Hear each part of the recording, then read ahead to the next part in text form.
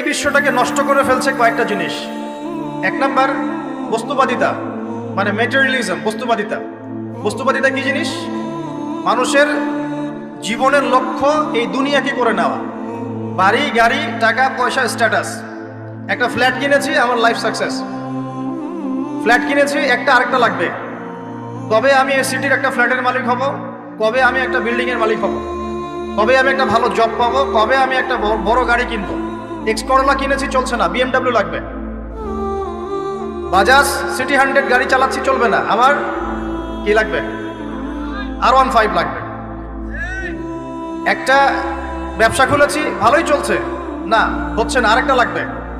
একটা প্রজেক্ট চলছে না, আরেকটা লাগবে। এতটুকু ক্ষমতা পেয়েছি, আমি সন্তুষ্ট হচ্ছি না, আরো লাগবে।